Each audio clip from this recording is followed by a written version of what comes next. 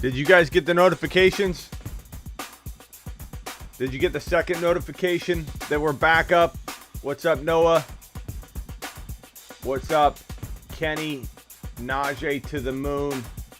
Sergio's leaving. Mark Cleveland in the house. What's up, Poke? Did you guys get an email right now or a notification? Stupid thing crash. Walmart Wi-Fi today. Walmart Wi-Fi. Let's hit the intro one more time. Welcome back. This is the Fantasy Football Show with your host, Smitty.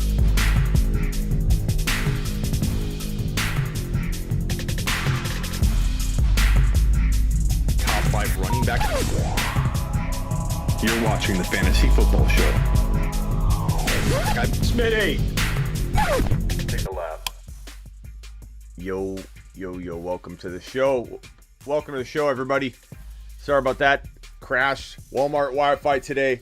We don't even have the lights on. We're not very prepared for today, are we?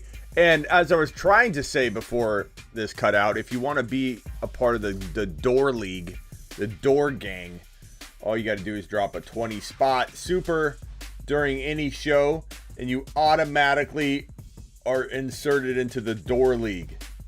What's the Door League, you ask? It'll have prizes. It'll have all kinds of cool stuff. And, Dominic wants in the Door League. Dominic wants in the Door League. He just dropped a super. It's going to be, because we have so many people going to be in this, Spacula is part of the Door League. We're going to have to do a total point league, which is fine, which is fun, which is, in my opinion, the best way to play fantasy football, because it shows who's the best team. You know, who is the best team through week 17 total points. Dominic is going to go on the Door League. Dom, let's see. Where are we putting you, Dom?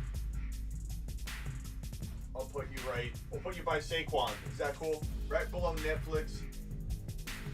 Dom. How are we going to write this? We put Dom Lombardo. We'll put Dom Lombardo.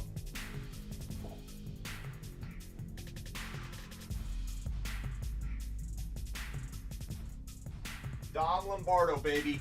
Welcome to the Door League. Young man, let me knight you real quick. Let me knight you. Dom, you are now a part of the Door League. I want you to slap yourself so you remember it. And it's a total point league, week 17.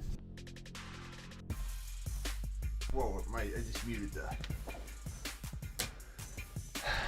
Dom's honored. What's up, Master Yoda? So if you want in the Door League, $20 super chat. It's gonna, hopefully we're gonna have like 100 people in it. That'd be great. But it's a total point league race. Who's the best team in total points at week 17's end? We might have to have like different conferences. Maybe I'll throw 90 or 8 copies of every player into the player pool, so that, you know, depending on how many 12 sets of 12 people we have, we'll continue to increase the number of copies of each player, so that the league's gonna be, oh no, we'll do best ball. We'll just do best ball. Yeah, we're doing best ball. What's the Throne team looking like? I'll try and give you an update on that. Master Yoda, what's up, bro? What's up, Kenny? Door League. Boom. Dominic's in. You know what it is, boys? You know what it is? It didn't record. Baked in, boys! It's baked in, It boys. didn't record. This is, by the way, Baked in, boys! this is Bruce. Bruce Robeson. Baked in, boys! Bruce It didn't sent this record. of him and his mom interacting. He didn't think it recorded. It was beautiful. It was like impromptu, you know, like totally natural. It didn't record. It didn't record. Baked in, boys! And his mom yells, "It's baked in, boys." But I have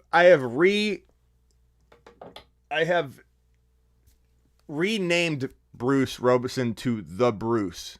So from now on, so that he gets the recognition he deserves as a lord of the fantasy football show, a knight if you will, a guardian of the Night's Watch of the Fantasy Football Show, I am renaming you the Bruce.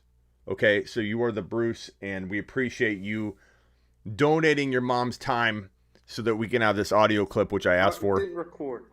Baked in, boys. So we're set for the rest of the year. The Bruce. Everybody give a round of applause for the Bruce. We love the Bruce. Okay, and the Bruce's mother. Smitty, what's up, brother? What's up, Eric? Okay, where's my music? News. And if you want in on the door league, just drop that super. Appreciate you, Dom. Okay. Joe Mixon. Kind of a controversial player to talk about, I think, on the show. If Uzi's in here, Uzi loves him, and he gets mad at me whenever I don't rank Mixon very high. Athletic reports that Mixon will handle the largest workload of his career. There have been mixed reports on this. There have been one report that said that he won't, handle all the third down work. Then he will. So take this for what it is. Different people speculating like this is the Athletic Paul guy predicting this will be his largest workload of his career. And it's news because people that want to crap on Mixon, I'm not saying I'm one of those people. I definitely doubt him a little more than the average bear. But people that want to doubt him will report on news that's bad about him. People that love him are going to see this and go, told you, like as if the Paul is as reliable as the Bruce that we have. Like something like that. No, I don't know who Paul is. Paul could be good. He could be accurate. I don't know if anybody else knows Paul or his work. I don't, frankly. So if the Bruce told me that Mixon was going to get the heavy workload of his career, I believe him. But I don't know how I feel about this report. Mixon has, like C-Can just said, let you down 2 years in a row. If you want to believe in him at second round value, I can only do so much. I can only scream from the rooftops so many times. Don't draft Mixon in round 2. In round 3, I'm okay with it. Not round 2. I can only scream that so loud. Now, a lot of you Mixon truthers, and I don't know if Uzi's in here, are going to say, Smitty, Mixon, how can you not like him? He didn't bust in 2019. But he did. He did. If you own Mixon in 2019 and you drafted him, there is a very strong possibility that you did not make the playoffs in that year because he didn't show up for half of a season.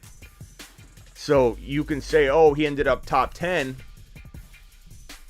That doesn't mean anything when he doesn't deliver for literally like half of a year and you go 2-6 or whatever the hell you started because of Joe Mixon.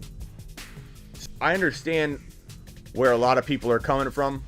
Mixon did fairly well end of year stats in 2019, but he busted in my opinion. Because everybody that emailed me and said, Smitty, I need help. What do I do all year long for half of a year? These individuals, I had to hold their hand. I had to hug them. I had to be there for them when Joe Mixon wasn't in the early part, the first half of 2019. In 2020, he flat out busted. And you drafted him at 14, 15, 12, 9. No more. No more. Not for me. Not in the second round, though. You know what I mean? Like, will I draft him in the third round? No more. Whoa. Got a little echo here. Hold on, I gotta fix something. Will I draft him in the second round? I suppose. Third round, I suppose. Second round, no. I will not. I'm sorry, I'm trying to fix some housekeeping stuff real quickly. Just making sure everybody can find the show. Let me save that bad boy.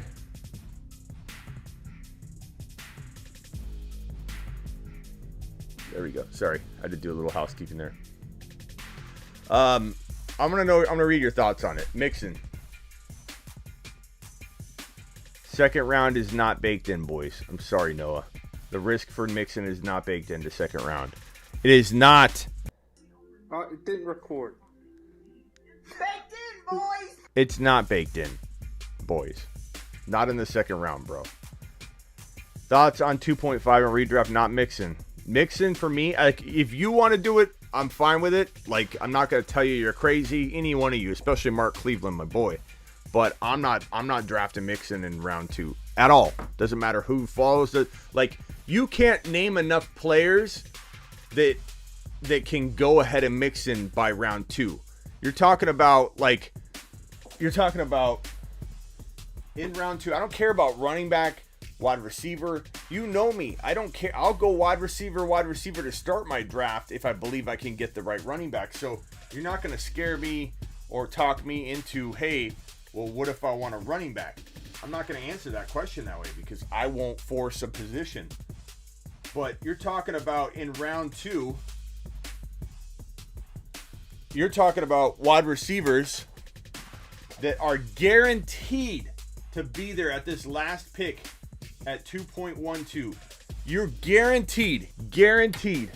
Where's my green marker? You're guaranteed to have one of DK, Ridley, JJ,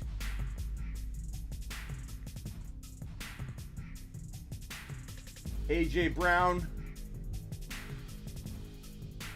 I mean, there's more than that. Gibson, if you want to throw a running back in, you are guaranteed to have one of these players available at this 2.12. I mean, almost there. I don't know anybody has a weird draft. Almost guaranteed. I never can say guaranteed because I don't know what kind of drafts Noah has. But almost guaranteed. And even Najee, you could put Najee. And even with the concerns I have for the Steelers, Najee over Mixon 100%. I am backing off liking Mixon around this range in redraft where I was toying with them at the turn. Only because I do feel like the line, there are reasons to be concerned. But anywhere for Mixon, this is round 2 right here. Anywhere from like a little bit below mid down, I like Najee a lot. Did I say Mixon? I like Najee a lot. Najee, not Mixon. From anywhere from like the mid second down. Mixon for me, this is like a no-go zone even in the top of the third. Why? Because one of these guys is probably still there. I feel like I can draft DK, Ridley, JJ, AJ Brown, Gibson, Najee. Somebody's going to be there at this top part of the third round.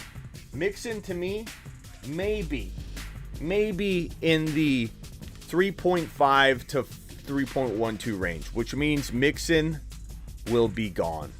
And I won't have to deal with it. I'm going to leave it up to somebody else. But that's how I feel. That's just how I feel. I know some of you might disagree, and that's okay. But I'd take one of these guys in a heartbeat over Mixon. I just would. Not even close. Like, I could even... Like, if I did a ranking right here, I don't think Mixon would be in my top. So 1.01 down to at least 3.04. At least. This is a no Mixon, no Swift zone for me. No Mixon, no Swift zone from 3.4 all the way up, obviously, to 1.1.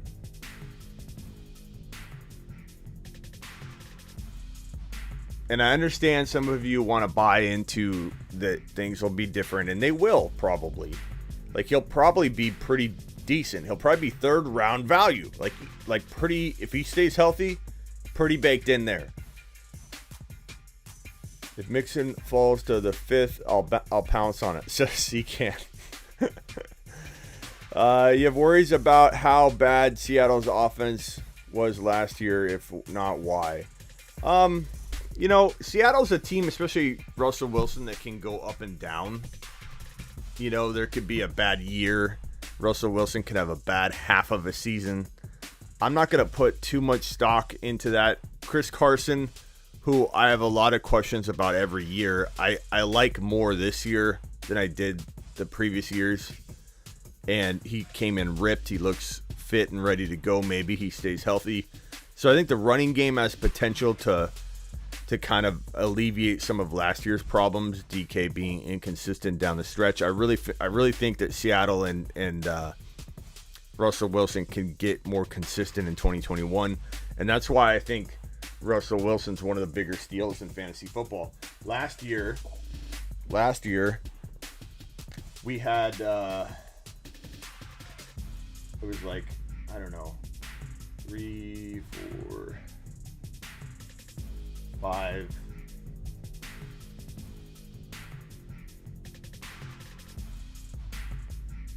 Last year we had, I think, A-Rod going in like this range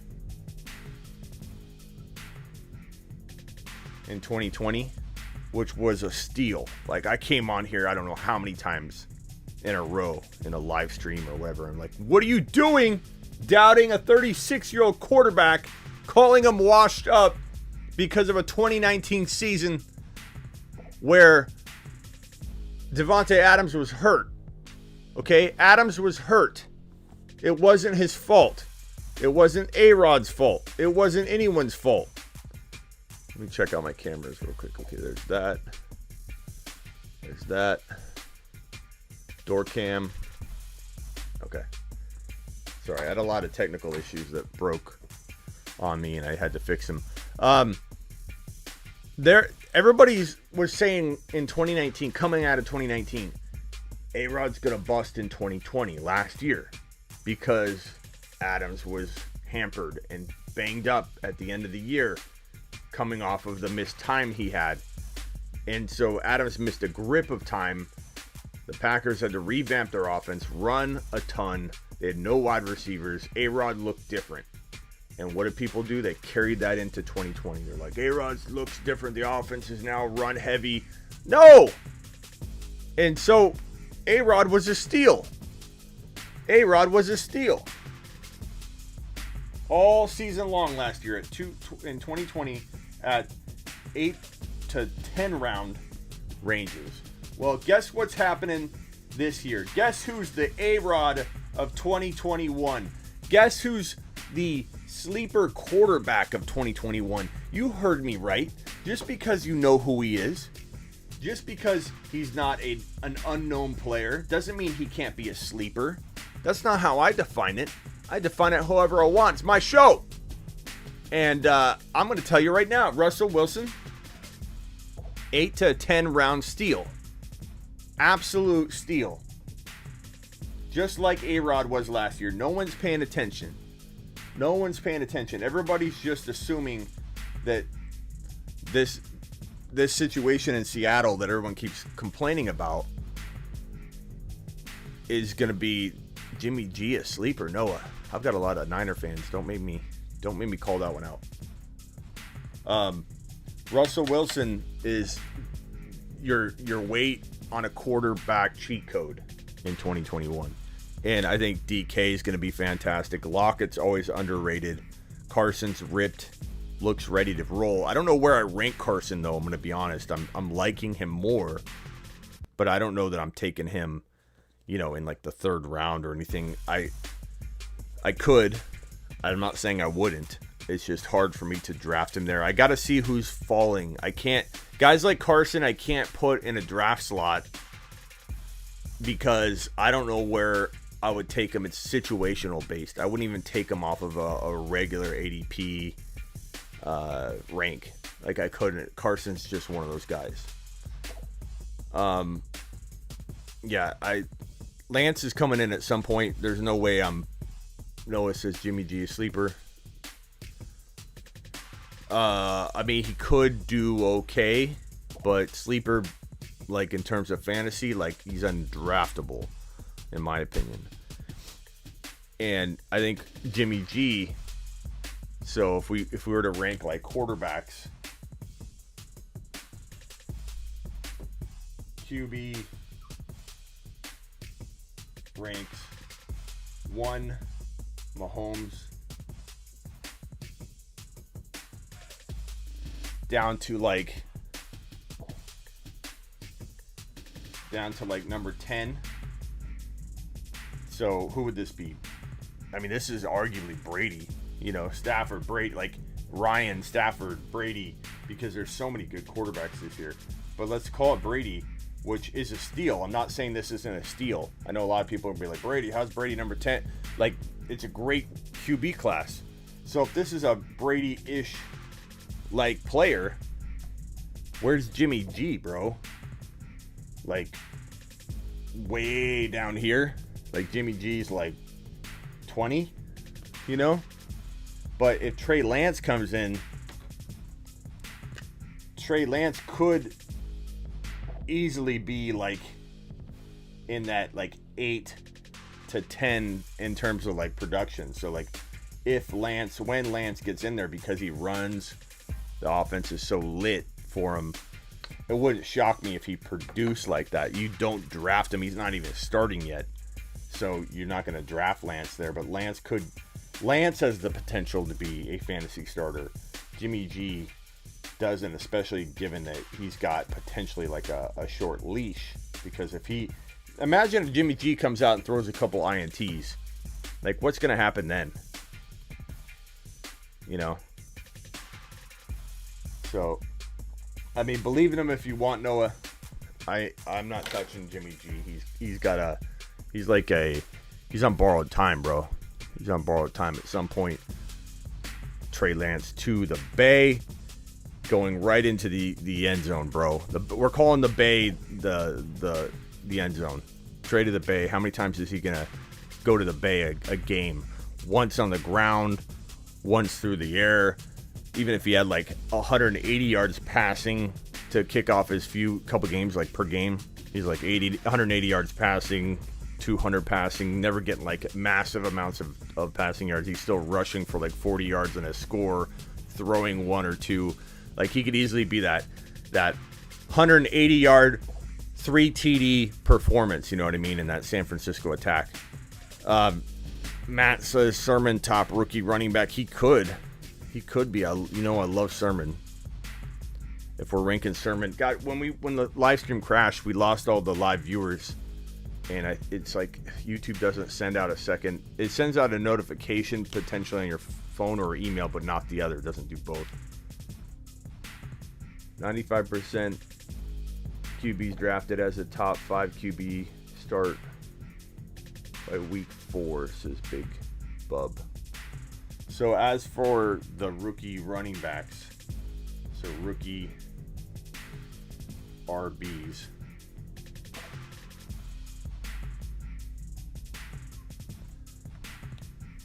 it's pretty easy to put Najee 1.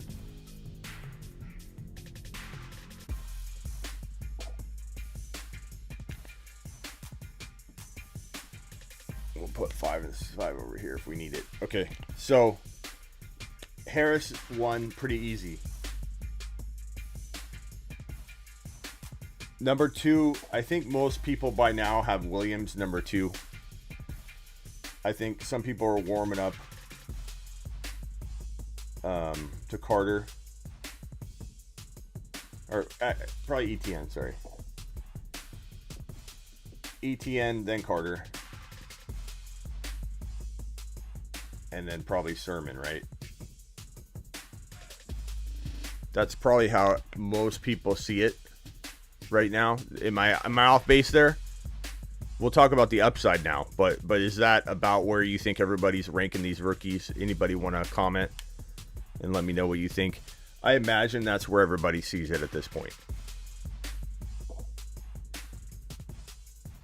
Sermon over Carter. Yeah, we're going to talk about that now, Specula. But I'm saying in general, is this how the world sees these 5 running backs? Not how you see it, because we're going to talk about the upside right now. So, the way I see this the way I see this is this guy has a potential to leapfrog Harris. You don't draft him under that assumption or expectation. But if like I had to like start pinpointing some upside here that let me tell you some surprise, twist to this ranking here. It would be Williams, the dark horse. And even though he's number 2, he's still the dark horse number 1 rookie because people have Harris so much higher. Like in redraft, he's going in the top 15. In Dynasty, he's going in the top 10. And Javonte Williams isn't going until the 5th round. So Carter and Sermon. Carter has, not only does Carter have the potential to leapfrog into the 3 spot, Sermon has the potential to leapfrog both of them into the 3 spot. So Sermon is either going to finish 5 or 6 because he doesn't get the work, or he's going to, at least per start, let's say it's even 5 starts. Let's say it's the final 5, games of the season. Per start, he could easily be the 3rd ranked running back, even with Carter potentially leapfrogging. Now, that isn't to say that Etienne can't leapfrog Williams. He could. But the problem I have for Etienne this year, in terms of being a leapfrogger, is that Etienne is being talked about as being a wide receiver only, not being an Antonio Gibson type player. We're talking about being a wide receiver only, and I don't like that. I would love if he was like, hey, he's going to be a hybrid. He's going to be just like Kamara. We might not even get 1,000 yards out of Etienne if Urban Meyer, when I say he, I'm talking about Urban Meyer. If Urban Meyer was talking about this guy like, hey, we're not going to get 1,000 yards out of him, but we might get 1,000 yards receiving out of him, like that would get me excited, man. My juices would be flowing. I'd be like, hell yeah, this is Alvin Kamara season, baby. But no, he's like, yeah, we're going to use him as a wide receiver. Like, we're just going to change him and not let him play, the way he plays. Whenever you make a player change positions, and I'm not saying he's fully going to, we don't really know. He's just kind of hinted that he's going to do this. I don't know what he means. Maybe he just means we're just going to make him like Antonio Gibson and Alvin Kamara. I don't know. Everything I'm reading, they still want to run James Robinson the same. So that would make Etienne this utility guy. And that's what almost kind of limits Etienne. It's not that I don't love Etienne. Like if they canned Urban Meyer today and a new coach came in and said, look, we're starting Etienne. Etienne could rank number 1 on this running back list. He's so good. He's the best pass catching running back in this draft class. Number 1, the number 1 best pass catching running back in this draft class. I have no doubt that he'll do well as a wide receiver. The question is, will he have enough targets from just a wide receiver like role to leapfrog these guys right here? And I'm not saying no. I'm not saying yes. I'm not saying anything. I'm almost just stepping back and saying, Etienne stays put at number 3. And if I don't feel comfortable with Etienne, which I do, like I take him as a running back 2 in redraft, if I can couple him with like another Carter or Sermon. I think, I don't know if it's coach speak though, voice of reason. Like here, let me put voice of reason's comment up. Like this was my initial reaction to it, bro. So voice of reason says, this is just coach speak. Etienne has the all-time ACC rushing record. Do you really think they won't use him at running back a lot too? Like, voice of reason, my answer is I do think that Urban Meyer's capable of doing anything you can imagine, bro. So you got to separate logic from what might happen, because they don't necessarily correlate or go hand in hand. I agree with you. If I'm this coach, I'm starting Etienne probably on day 1, or I'm using James Robinson maybe to start off, but I'm going to sprinkle in Etienne all over the field, use him a ton as a pass catcher. But Urban Meyer's consistently talked about that he's going to play wide receiver, bro. So as much as I want to agree with you that's how I see it as you know, talent wise and what I would do. Like, do you ask the question at the end of your comment here? Do you really think they would use him at running back a lot too, or they wouldn't? They won't use him at running back a lot too. The answer is I really do believe they might not. That's where I'm going, bro. That's the way Urban Meyer's talking about it. I hope this is coach speak. Voice, I don't know if you saw, but when this first got reported, I came out and said it's coach speak. I came out and said, hey, don't listen to this. This has to be coach speak. And then sure enough, he kept talking about it. So I don't know. I'm not saying it isn't, but I'm certainly not like sold or going to bank on that it is coach speak when he continues to push it out there. So I hear you. But Sermon has the potential to be the number, like per start, the number 1 or number 2 running back per start. It's just a matter of, it could take him a little while. It might not, but it could take him a little while, or he may never get in there and get full-time work. So the risk is high if you're ranking him any higher than 5, but he's got a ton. I saw it, Smitty, and your first instinct was correct. I don't know if it was correct. You're saying my first instinct could be correct. You don't know, boys. None of us know. I wouldn't say it was correct because we are waiting for what Urban Meyer actually does. You know what I mean? I've learned a long time ago, bro, whenever I speak in certainties, I need to leave a little wiggle room. And I oftentimes need to remind myself of that because it's easy to say what we think, voice, but when you do this as long as I do, you realize what I think doesn't matter. Like, I have to interpret talent evaluation, right? And then what could happen and what the coaching staff will do. And man, time and time again, I'll have a bold prediction that I feel like even when it doesn't work out, I go to my grave going, you know what? It could have worked out. But I read the situation wrong. You know, like Drake.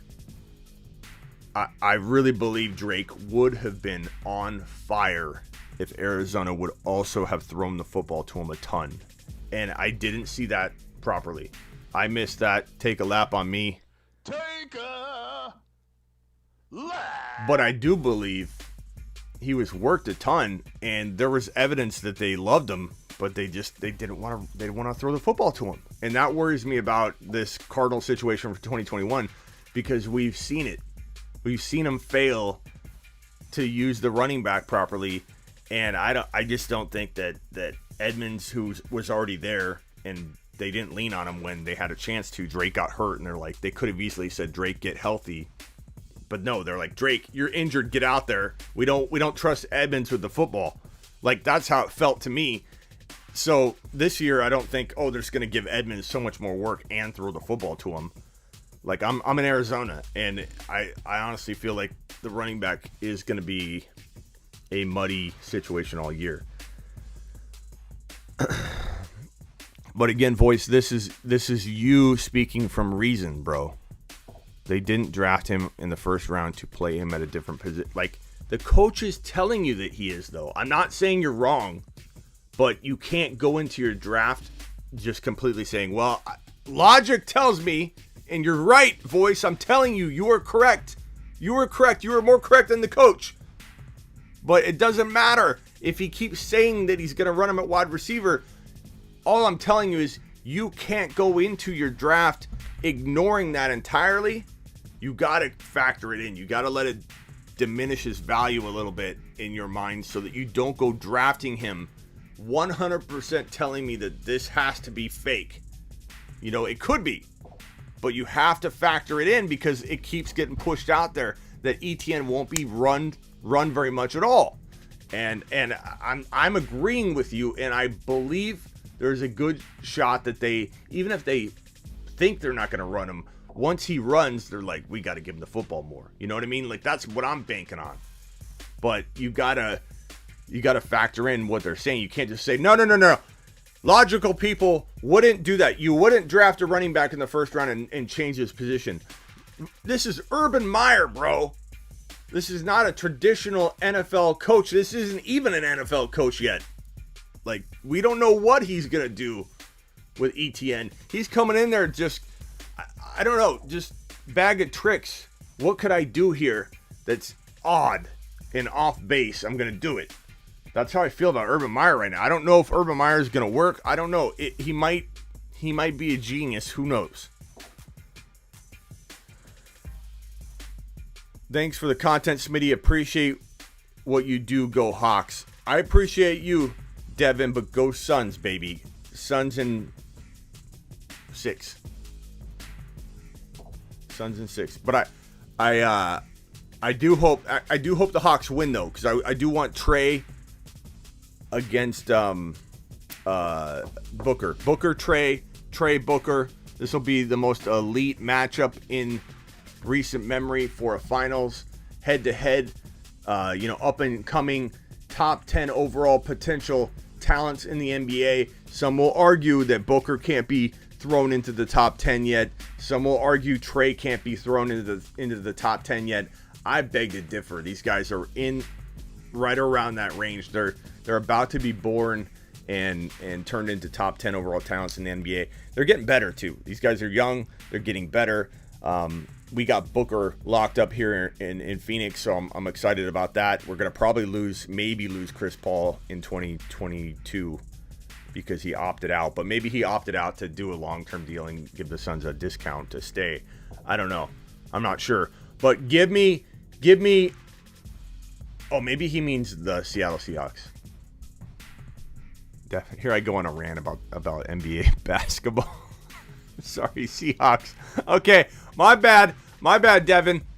But I do want Trae Young versus Booker. But I appreciate your super chat, bro. I'll be in Phoenix, Milwaukee in finals. Nice. It'll be Phoenix, Milwaukee.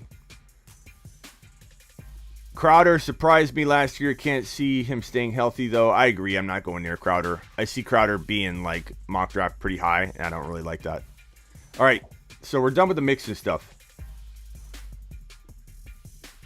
Voice says, I get what you're saying. I just don't believe Coach speak several months before the season. We hear crazy stuff. Yeah, I know, but factor it in is all I'm telling you. Just make sure you're not ignoring it entirely because Urban Meyer is capable, bro. Falcons sign. I can't believe this took so long. 4th overall pick, Kyle Pitts to a 4-year, $32.9 million contract. Kyle Pitts is about to take the NFL by storm and become this iconic transformation piece of the NFL at the tight end position and really, I think, revolutionize the position for years and years to come. And I don't just mean that from his perspective on what he's bringing, the symbol that he's going to represent for tight ends of the future. All the little kids out there that are like, I want to become a tight end because it's a glamorous position. Look at Kyle Pitts, how good he is. We will have big, massive human beings being bred at the tight end position from an early age now. Versus everybody saying, throw Billy Boy, who can't catch or run, into the tight end position so he can block. Like, we're going to have kids going, I want to be a tight end, not like, don't put me at tight end, coach. Don't put me at tight end. We'll have coaches preparing to use the tight end like a wide receiver. Everybody's going to be excited about what the tight end at the top is what molds and crafts what you see at the bottom. So if in the NFL, the tight end's being utilized like a wide receiver, then you're going to have a lot of people saying we've got to craft everything toward that. And so then you're going to see a lot of the coaches and younger kids just wanting to emulate this guy, Kyle Pitts. Kyle Pitts is a big wide receiver. He looks like DK Metcalf on the field. You know, Travis Kelce's will still exist, those type of frames, but we're talking about a different breed coming into the NFL. This guy, as a rookie, he will be up and down. Everybody either says he'll be different and have, 1,200 yards and whatever, and they're drafted him way too high. And then you got people on the other end of the spectrum that are saying rookie tight ends never do well. They don't learn the position fast. Don't bank on them. You have just completely two opposite ends of the spectrum. I think it will be in the middle. I think Kyle Pitts will show that he's going to be really, really good, and then he's going to be up and down like most rookies are. It will disappoint people if they're drafting him in redraft in a ridiculous draft range, and I see some people taking him in redraft like in the 3rd round. Like, you can't do that. You can't. In Dynasty, I get it, especially in like tight end premium, but you can't be drafting Kyle Pitts in redraft at ridiculous value that he has to like hit a home run and become Travis Kelce in year 1 for you to get your value back, or Darren Waller good. He can't be Darren Waller good in terms of like consistency and end result production. Could he be that good in spots? Yeah. And I think he will. I think he'll show signs of being as good as Darren Waller throughout the year, but then kind of tail off. Rookies can do that. They can spike really high, then they can fall off in the middle rounds, come back to life, and they're going to force feed him. So anybody that says he won't do well as a rookie, like, he's in a unique environment too. He's in an environment where a bunch of targets just got vacated that need to be scooped up, and he's got a veteran quarterback that will know how to speed his maturation process along really, really fast. So Matt Ryan's going to force feed him, and he's going to learn really quick. So I think it's somewhere in between. Kyle Pitts could definitely dominate at the NFL level. As a rookie, he'll just be hot and cold. If you guys remember, this is a good and bad example, because he did nothing like the rest of the year. But if you remember TJ Hawkinson, my breakout prediction last year, his rookie year, the year prior, he had like it was like 102 TDs in his first game. It was or at least 100 yards and a TD in his first game. And you don't stumble into that. Like, that was a sign of things to come. I knew that Hawkinson was going to be good, and that's why he was on my bold predictions last year. Him and Waller. I had 2 tight ends in my top 12. It's crazy. They both exploded. And people won their leagues based on it. I know tight end. I know the tight end position pretty well. Hawkinson, I can see it. You don't stumble into 100 yards and a touchdown. I don't know if it was 2 touchdowns. Somebody look it up. 100 yards and a touchdown in your week 1 rookie debut. You don't fall into that. You don't trip and fall into that. The dude looked legit, but he did do very little the rest of the year. What I'm saying is, when an elite talent like Hawkinson, and Kyle Pitts is more elite than Hawkinson, comes into the NFL, you can't really look at the past. Very, very possible this guy has a multiple 100-yard games, a couple multiple touchdown performances. Like, he could end up being the number 3 or 4 tight end in 2021 when push comes to shove. Wouldn't be surprised. I like Irv Smith a little bit, bro. I don't know how high I draft him, but I do like him. People drafting Irv quite early as well. I do see him going a little early. It just depends on where you can get him.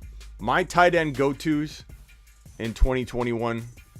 How many people does it say were? Let me see. Let me pull up. All my stats are frozen. My damn computer's frozen. If it's not one thing, it's a freaking other. Okay, my numbers must be off. Hit the thumbs up on your way in the door. See how many people. Let's see how many people are in here. Looks like 46 to 50. And only 20 thumbs up. We got about 50 people in here, and half of you are wiping your feet. Come on. It helps the channel. Please hit that thumbs up. Okay.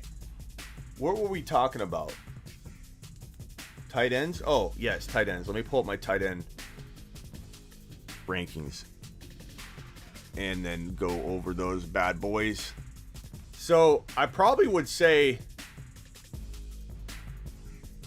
let's do redraft.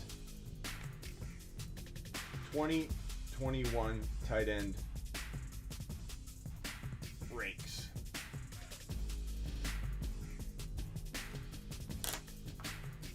Now, like before, we're going to kind of put them in order of what is expected.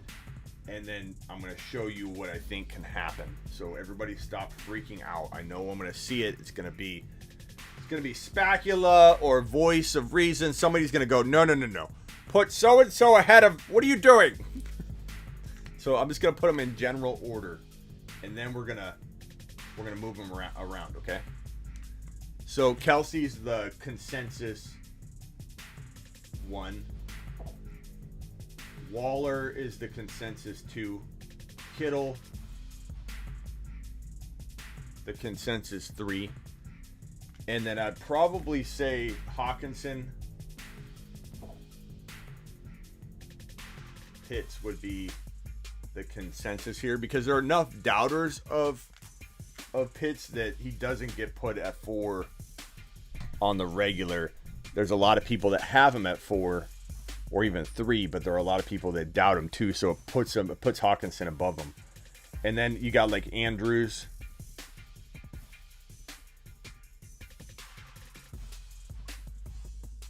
and then Fant probably,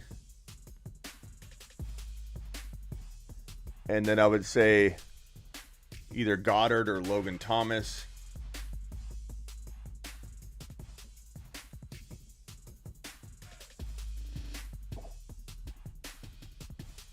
And then probably either Higbee. Then you have Tunyon. You have Irv Smith. Who am I forgetting? I think consensus-wise, that's where it's at. But let me check the chat, see what you guys are saying. I don't think everybody's giving up on Mark Andrews, Mr. B. I don't know if you've looked at ADP, but he's going really high. So you maybe in your league, in your circle, you might see that. But Andrews is going in like the 5th or 6th round sometimes, bro. So it just depends. So here's where I believe the value is. Yeah, Gronk. I guess we could put Gronk here. Gesicki. Not in any particular order, this group right here.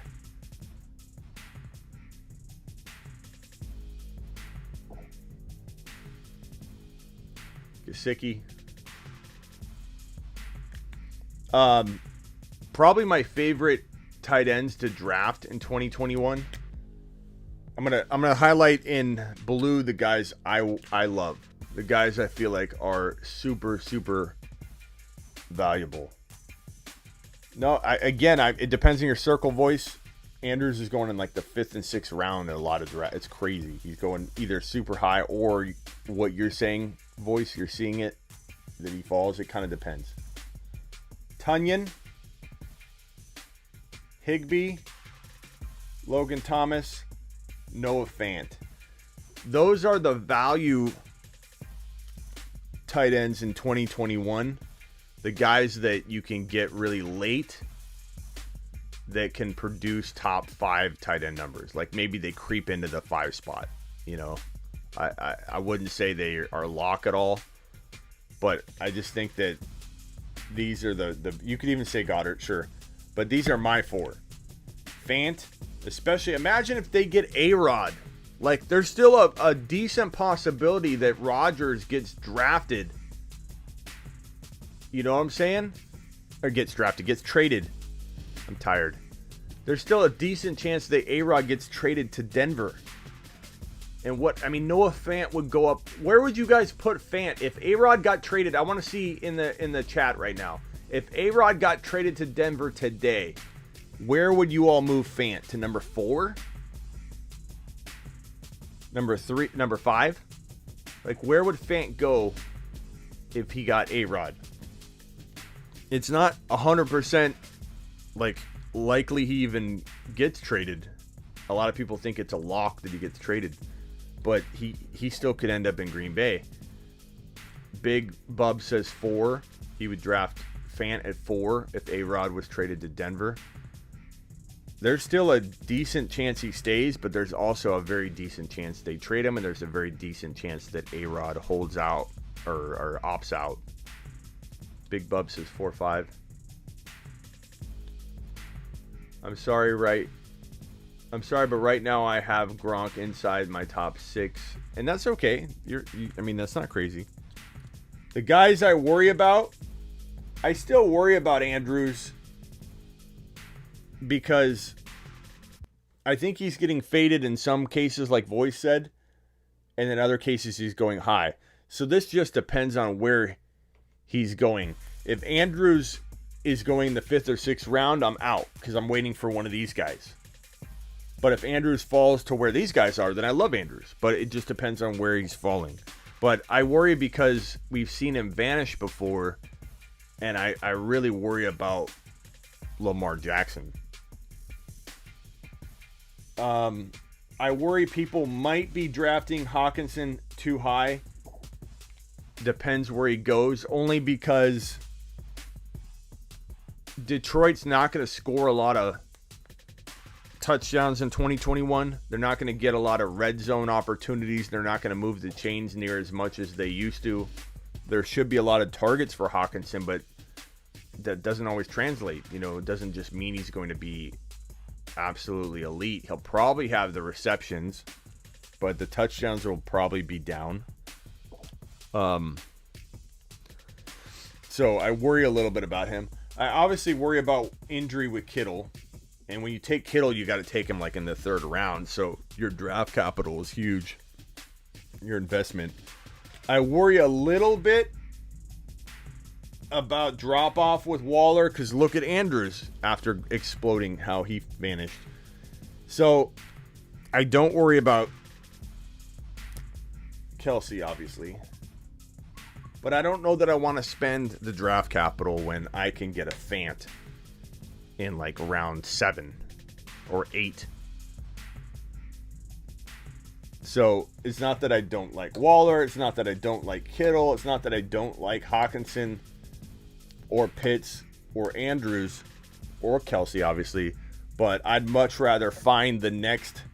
Like, these guys were on my breakout. This guy was on my breakout predictions last year. This guy was on my breakout predictions last year. When everybody was drafting Kelsey over and over, I was saying, don't draft Kelsey, draft Waller and Hawkinson. So, you know, I do feel like I know a little bit about breakout tight ends, and these guys feel like the values in 2021. That's how I see tight end. That's how I see tight end. That's all I've got to say about that. But we all have different takes on it. I think Waller will continue to ball because he's the number 1 target. I think there's a good shot. He's a better shot than Hawkinson, for sure. I just, you know, whenever somebody pops onto the scene, he's 28, 29 years old, you know, there's a lot of things that come into my mind, like staying healthy. I know the mileage is low, but he is an older breakout, and those aren't always very predictable. Raiders. What was that? Raiders wide receivers going to take a step forward. Waller goes down 25 catches. I don't know. Like, who do you like, though, Powers? Like, Ruggs? I don't know. I'm not sold on this Oakland. This Las Vegas passing attack. Elgin. Smitty pick 2. Allen Robinson, JK, and Mixon. Wow. I mean, JK without question. Probably Mixon, bro. And that's coming from a guy that has casted a lot of doubt on Mixon, but I probably would rather have the running back. But I don't hate A-Rob. I think A-Rob's going to go through a transition. I mean, there's going to be a QB change. Worries me a little bit about A-Rod. But you can't go wrong with A-Rob and Mixon. They both have risk. They both have upside. But lock in JK. And in fact, what's up, Garrett? In fact, let's talk about, and Damon, I do see you. Everett, I like Everett a lot. I think Everett's going to get targeted a ton. Higbee, I like a lot. Those are both good options. I shouldn't say a ton, but I like them. Let's go over J.K. Dobbins real quick. I feel like that's an important topic. I feel like that's a really good topic right now. J.K. Diggity Dobbins.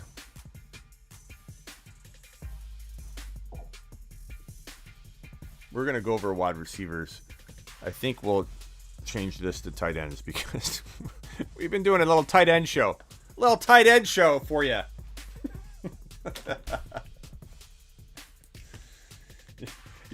You imagine if your wives check your email and in comes a notification, Smitty's got a tight end show today. Your wives would be like, you're not going over to that show, young man. JK. So round 1, round 2, round 3, round 4, round 5. Okay. So I'm gonna start hyping up J.K. Dobbins a little bit. I'm pretty sure. So maybe get buckled up and get ready, because you know what's going on here with J.K. It didn't record. Baked in, boys! It's baked in, boys. The risk with J.K. starting to look very, very baked in, because J.K.'s probably deserving to go in this range right here based on talent, but we don't want to draft him there because there's still a lot of risk situationally. But the good news is JK's falling into this range right here, and that is the definition of It didn't record. Baked in, boys! the definition of being baked in. This is baked in value for JK. JK Dobbins in the 3rd round is pretty darn safe, especially if you're talking like 3.5 to 3.12. And even better is when Grandma and Uncle Bud and Bob from accounting let him fall into this range. Like J.K. Dobbins, I need to do a little fire emoji, like wins you a league. Put a little firewood here.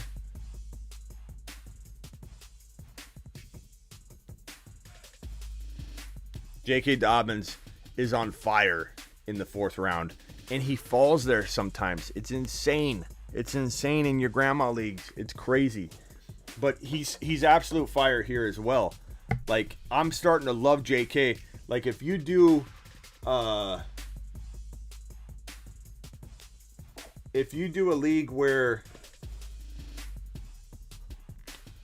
Eric wants in the league. Hold on, pause for me. I'm gonna do JK Dobbins in 1 second.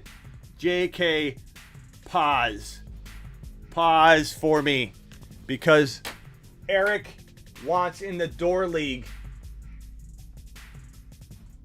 Eric, DM me on Instagram, bro. Eric, how do you say your last name, bro?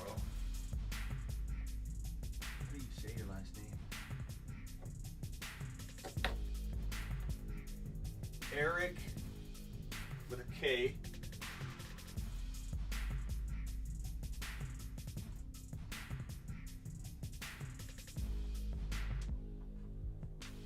Eric with a K. A-U-F-I.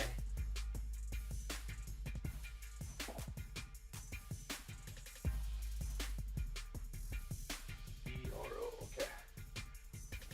Welcome to the door league, young man. Eric's in the door league, baby. DM me on Instagram, Eric, right now. The Fantasy Football Show. Eric. All of my children over here. The door league. If you want in on the door league, there's going to be prizes. We'll probably give away we have stuff like Fire TV sticks. I have, I have a bunch of stuff like Fire TV sticks. We got a Roku. I'm going to be giving away stuff like this in the door league, but on top of that, I'll be giving away like memberships to Sleeper U, maybe like a draft phone call, all that good stuff. So appreciate you, Eric. How many people? So we have a lot of people in the door league already, but it doesn't matter because it's going to be a total point race. So we can have as many people as we want in the door league. But you have to DM me on IG. Okay. J.K. Dobbins.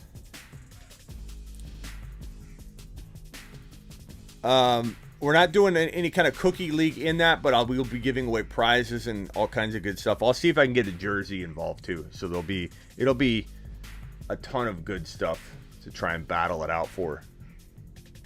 Back to reality. Unpause. Game on. J.K. Dobbins. He becomes my absolute favorite running back one in a strategy where you go wide receiver. So if you go wide receiver, and you can get JK in the third round, it's the best approach. And then if you get Monty in the fourth round, you can end up with a team like Diggs, DK, JK, and Monte. Mati. I don't know if you guys have ever talked while you write. It's actually challenging. It took me a while. I'd have to pause while I was writing. I'd have to be like, pause. But your mind stops working when you're speaking, and so you like sometimes have to. It's hard. Diggs, DK, JK, Monte, JK, DK, Monte. Solid start. Like that's a home run wide receiver. You know what I'm saying? I'll see. Is there like, if there's like 14 or less, you should do a real league. We've got more than 14, bro, and it is a real league. It is a real league, bro. The door league's the realest league there is on the planet. The door league is where... The door league, Big Bub, is where it's at, bro. It could be 96 teams. But it's all for one freaking title. Like, why would you want to play in any other league, Big Bub, when you could be the winner of what could be like 90 people? Like, to win that league is damn impressive. And you might co-host the show or something like that. This is a better league than anything. The door league, baby. The door league. It's way more than 12, bro. It's going to have... I mean, we might even get to the point where there's more than 96 and we got to do it, but you don't have to apologize, Big Bub. You never owe me an apology on the show, Big Bub. I'm just defending the door league. And there's some people that want the door sent to them if they win. I can't do that. I can't pull that off. Can you imagine getting the door delivered to your house? Your wives are like, what the hell is going on? Okay. No apology needed. Ever, Big Bub. Come on, bro.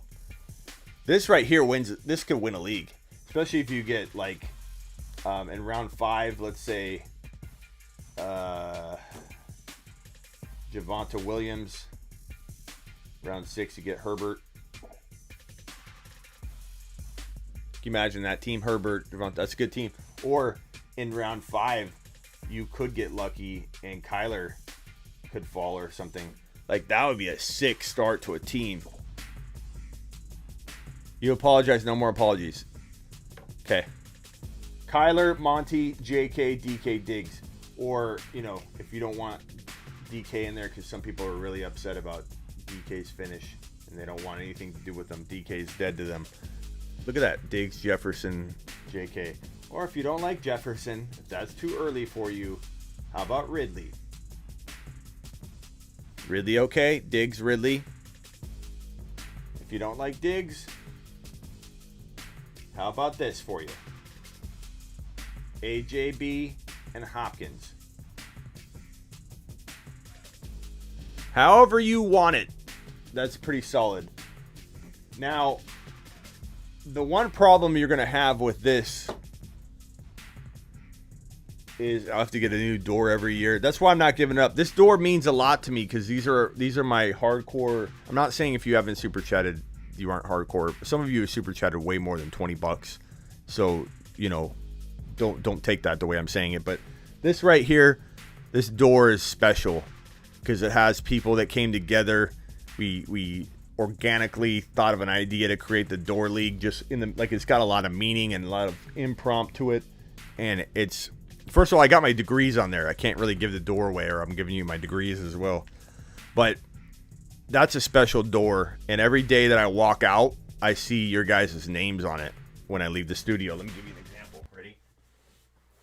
Babe, dinner's ready. Are you going to be in the office studio all day long? I'm coming. I'm coming. And I leave, and I see Kenny Powers sitting here. Mark Cleveland's right in my face. Nolan Mendoza, Bender, Eric Afferleo, I don't know how to say your last name. Dom Lombardo, Jason Loye, D2W Stu, iSong, Terry Roberts, Terry, Order 66, Andrew Silva, Aloha Bob, Todd Matarak, Captain Spock, Spacula, Chase, Agaviar or something, Double A, Order 66, did I say that? And there's someone else I didn't read on here. And I see you while I'm walking out. I'm going to get my dinner. I'm getting yelled at. You're in the studio all day. And I see Bender. And I almost want to say when I walk out, you Bender! Stop yelling at me, you Bender! It's special. The door is special. You know who else is special? It didn't record. Baked in, boys! The Bruce is special. The Bruce is special. And his mom's special. And she's a big part of the show already.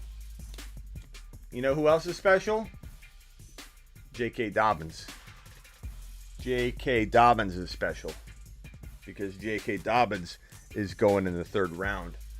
J.K. Dobbins can win you a league in the third round. The Bruce. Where's the Bruce? Hopefully the Bruce gets in here. So J.K. Dobbins in the third round can win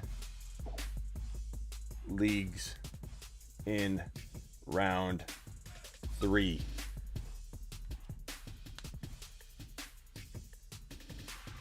Eric, DM me. If you're in the door league, you need to DM me, okay? There's Bruce! There's Bruce! The Bruce.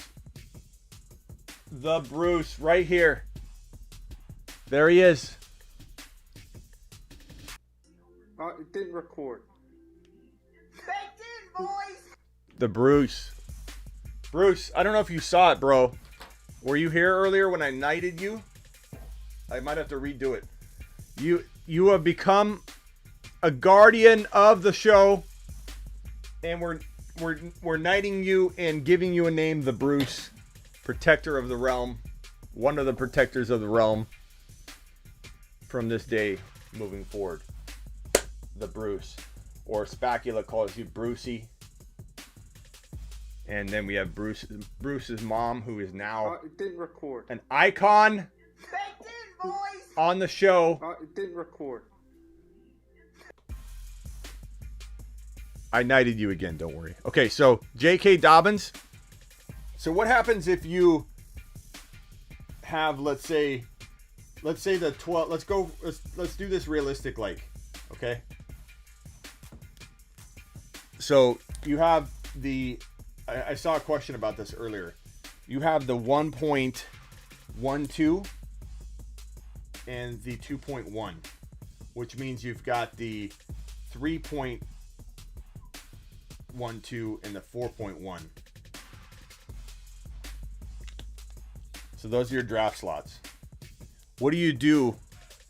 How do you deploy this J.K. Dobbins approach? So right here you go Diggs. We'll write it in red. Right here you go Diggs, and let's just use DK because his initials are small. And right here you want JK. That's the objective. That is the objective. That's how you win a league from this draft slot. And can you imagine if you got CEH and you had Diggs, DK, JK, and CEH? Like, can you imagine that team?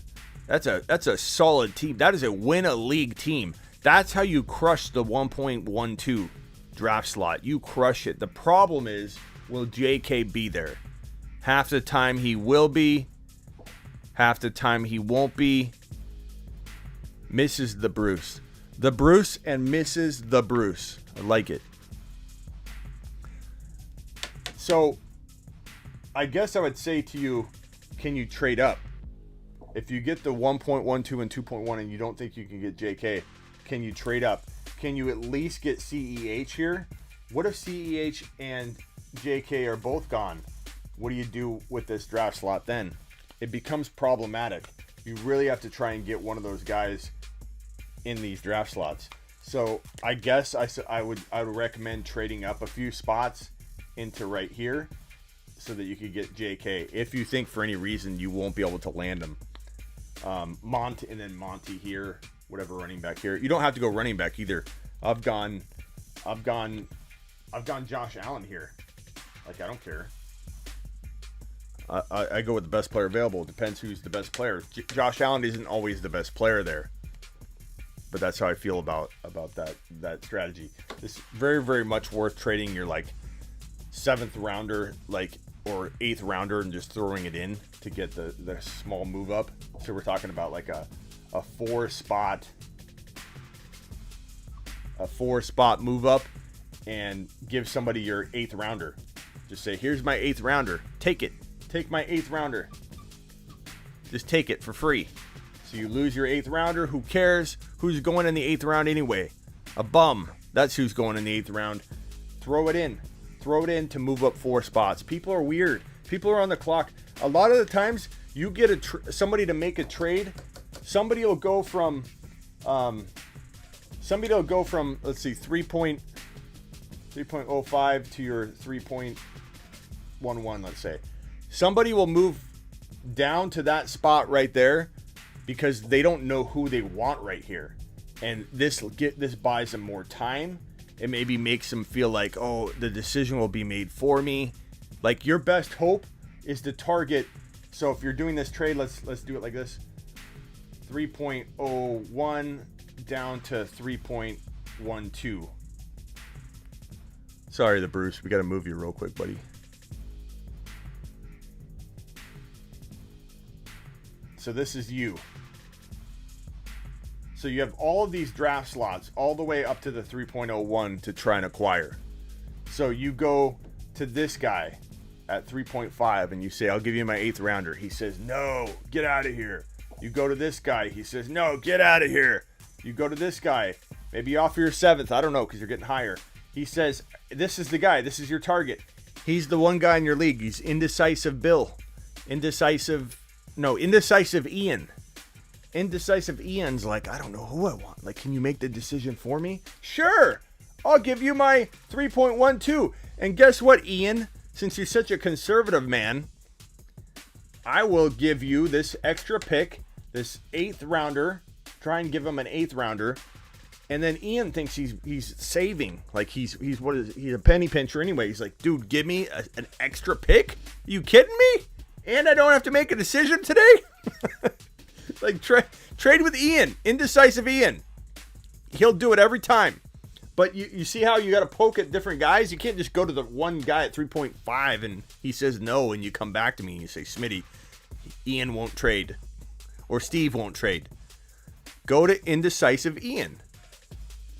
There's always one indecisive Ian in your group that just, he doesn't want to make a decision. If you know who that is, you can go get his picks. This guy doesn't want to take the guy at 1.2. Indecisive Ian wants to trade out of 1.2. He wants to go down to 1.4 where you're giving him his choice. He doesn't want to have to decide between Kamara, Cook, and Henry. And he's like, damn it. Can't you put me in a draft slot where there's only 4 names to consider and I get the 4th one? That's what Ian wants. Make Ian's dreams come true. Go after Ian's draft picks. Now it's time for Fantasy Football Court. So everybody rush in with your questions and I will toss them onto the screen. But you do need to thumb up the video. And when this video ends, you better put a comment in there. I respond to all my early comments. It's the way to get access to me right away. So if you've got a question, ask away. V. Curry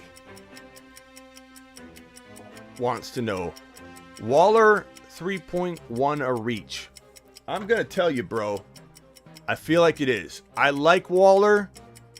I'm not hating on Waller. I feel like I found Waller. I'm like the father of Waller. Okay? Who else was running Waller out there as a top 2 to 3 breakout tight end in 2021? Nobody. It was me. And I feel a little bit like I have some say on this topic. Waller is a little high at 3.1.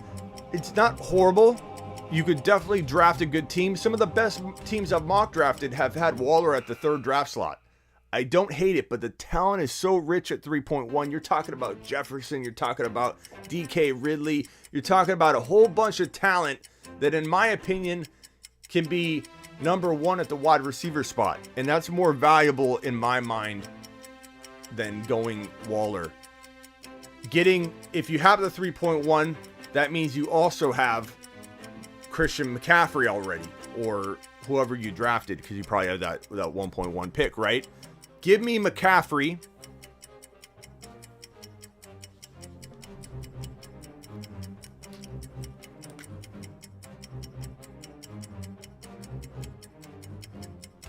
Give me CMC.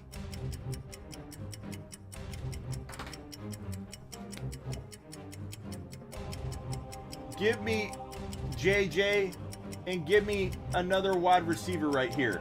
Or Gibby. If you leave Gibby on the board at 3.1, that would be contempt. Superflex, rank Brady, Stafford, Burrow, Tannehill. I don't want to throw any shade on.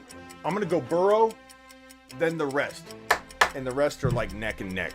Okay? But Burrow a level above. I appreciate you, Curry. CMC, Dobbins, Waller, and try to get good wide receivers. I don't hate it. I don't hate Waller at 3.1, especially when you think about the fact that you could have a Gibby or Dobbins. And Dobbins at 3.1 isn't too early either. Like, I talked about him at 3.12, but you got to get him at 3.1. That's fine too. I love the idea of Gibson, CMC, and a wide receiver. Like, that would be really balanced, bro. I like JK, Jefferson, and Christian McCaffrey. Enough said. Gibson just jumped a hell of ranks on ESPN, now 16. Gee, that's kind of funny after we just talked him up. Gibson fell into the 3.1 to 3.5 range coming off the toe news. Then another report broke saying Gibby looks like night and day. Now I told you he would climb back in to the mid-second round, and he did. And I came out and said the other night that if you are drafting at this 2.1 and this 1.2 picks right here, so you have the bookend 12 and 13, that it's not crazy to go Diggs and Gibby. There's no reason you should feel ashamed of yourself whatsoever by going Gibson at 2.1. in a spot where you can get left out in the lurch at running back. If you go wide receiver. Spacula. I'm taking it. I'm not trying to ignore questions. I'm trying to get to them as I go. There's only so many I can click on at once. I'm taking Gibson round 1 this year and Dobbins round 2. I don't advise you to do that because you could probably get them in round 2 and maybe 3, bro. It depends where your draft pick is, but you could be passing on having like Jonathan Taylor, Gibson, and Dobbins versus getting Dobbins and Gibson only. You know what I mean? Like you're reaching a significant amount for both of them. Like Gibson's in round 2, but JK, you're taking Gibson in 1, you're taking JK in 2. It really needs to be both of them bumped down 1 round. I don't advise against that. I can't support that specula, but I do love both of them. You're reaching on both. And when you reach on 2 players in a row in the first and second round, your team looks a little light coming out of the draft, bro. Be careful with that. Henry, DK, 3.1, CEH, JJ, or Waller. So you're saying you have Henry. I'm trying to read your mind, bro, RSV, because you're speaking a different language here of abbreviations, like you're texting your buddy that you've known for 100 years. But I think you're telling me that you have Henry and DK already. Wink, wink. And 3.1, I'm on the clock. Do I go CEH, JJ, or Waller? Henry, DK, JJ. He could be the number 1 wide receiver. I like Clyde. I don't mind Clyde. If you took Clyde, I'd pat you on the rear end and send you on your way. I wouldn't even be mad at you. You're not in contempt. You're not in trouble. I'm not mad, but you're asking me, JJ. I love CEH too. Try and get CEH as well. Try and trade the next pick up to get both JJ and CEH on your merry way. Don't pick Henry over Christian McCaffrey. Agreed. I don't know who said that. Gibson equals Miles Sanders. I don't agree, but I don't want Gibby in the first round. You got to take advantage of his second round value. I'd keep Waller in the first. I don't know if Abe's answering that about a tight end premium. That's the only way that would make sense, so not sure. Eckler or Cam,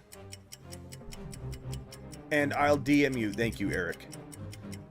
I will look for it. Eckler or Cam. I'm not huge on Cam anywhere near the first round. So if we're talking like 13, 14 overall, it's not that he's horrible acres in that range. I just don't trust the Rams running the football and understanding what they want to do and how McVay's going to decide who gets more work. Everybody's assuming that McVay sees what you see. And logic doesn't always play into it with this coaching staff. Yeah, they're going to win. They have a good defense. They've got Stafford there, and he's going to throw the ball now. And it's going to be great. And we don't know how Stafford's going to adapt. And everybody's just handing Stafford this certain level of production that he's guaranteed to. We don't really know how it's all going to shake out. It probably will be an improved offense. Yeah. But we don't know what they're really going to be doing, how they're going to deploy their running backs. And if you're asking me, Smitty, do you really think that McVay's going to just not give Akers the football? Yes! That's what I've been saying all offseason. I really, truly believe he could throw everybody for a loop. We saw it over and over. Like, I'm not saying I love Henderson. I'm not digging my heels in. But I'm digging my heels in that I don't trust McVay. And so, yes, he could definitely throw everybody for a loop. That's the whole point. So, give me Eckler, but give me Gibson or JK. Probably. No, Eckler and Gibby about even.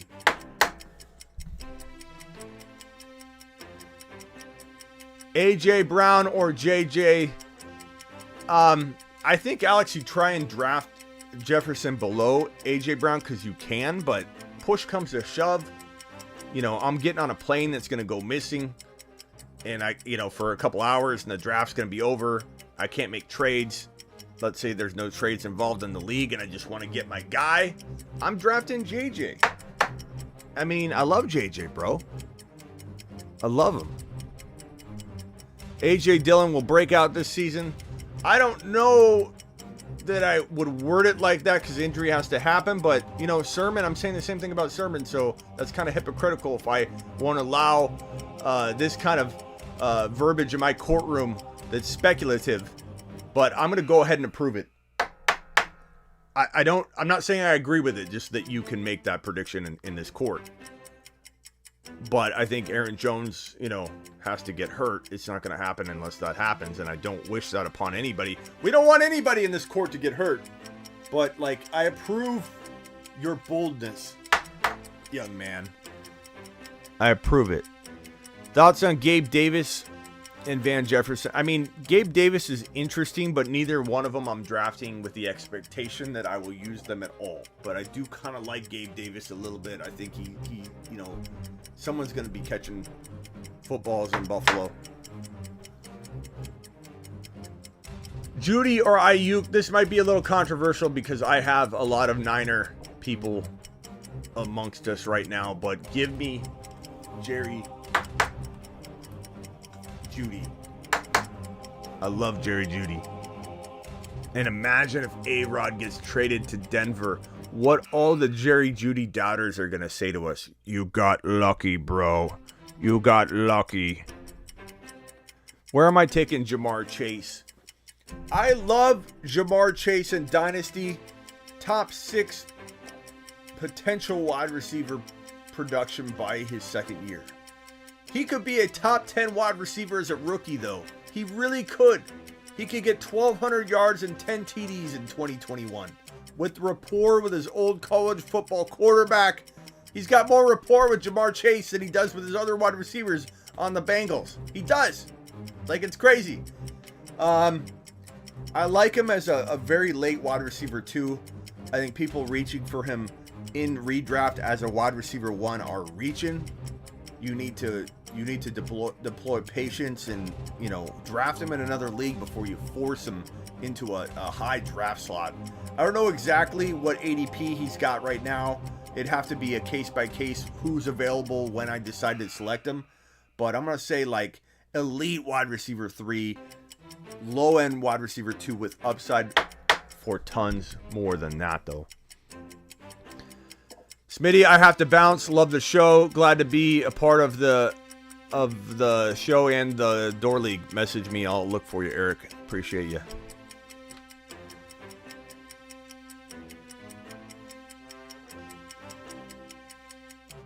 Can Tebow do what Hill has done except Tebow can do? This isn't a question, is it? Or is it a question? Yeah.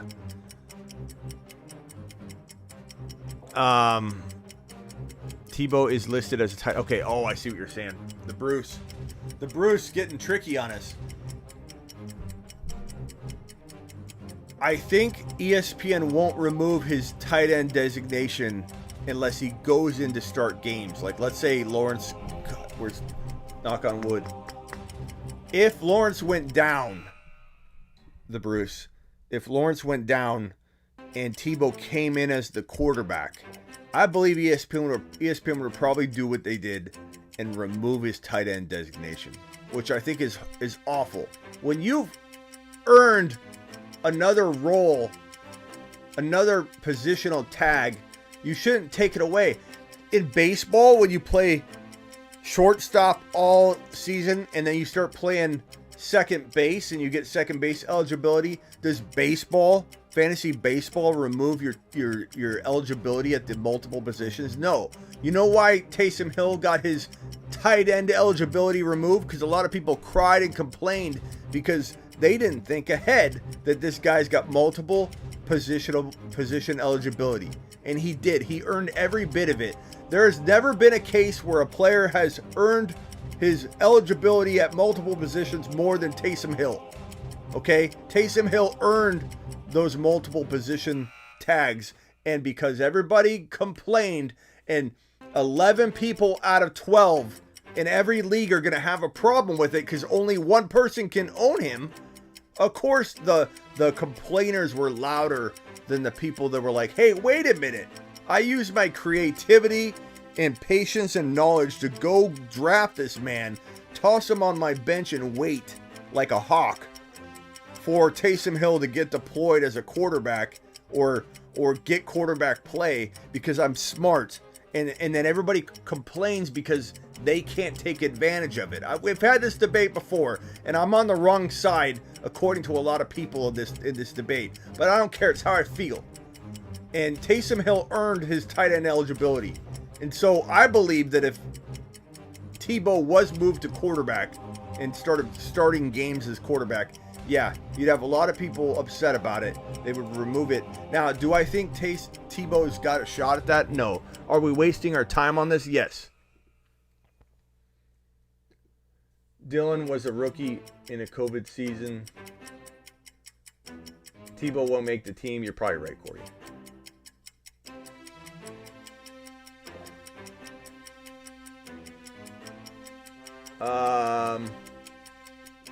Miles agrees with me. You should not be able to play a tight end in a QB slot. He's multiple position eligible, Maverick. Tebow won't make the team. Yeah, well, I don't know, man. Urban Meyer likes him a lot. I think he might make the team as a player coach. Who knows?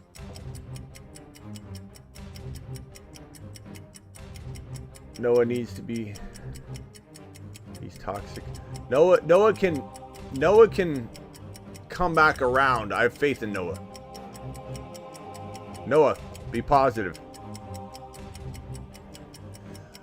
Mark Cleveland, 2.5 too high for Gibson. No, Mark, because as I explained here, I don't know if you saw the show on it, but I have a show where I describe Diggs and Gibson as not a bad 12 and 13 draft selection. That if you're worried about going wide receiver, and you got that dreaded 1.12 draft selection, you don't have to force wide receiver because Gibson could be taken a little bit early. I think 2.5 is perfect for Gibson. I don't mind that at all, Mark. That's Smitty approved.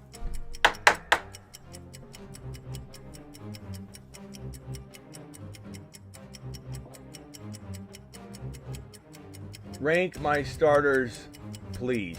10 team, 1 QB, half PPR. QB is Dak. Wide receivers are Tyreek, Cup, Chase, Gallup. Running backs are Taylor, Dobbins, Gibson, Kelsey. I don't know, bro. Like, Webb, what do you want? That team is fire.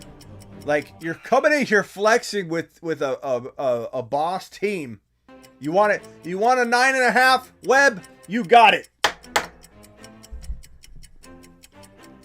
It's a sick team, bro. Go dominate your grandma and cousins with that team. You had to have ripped them off.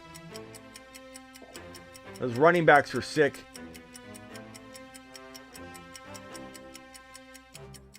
Yeah, Mark, I like Gibson in the mid second, bro.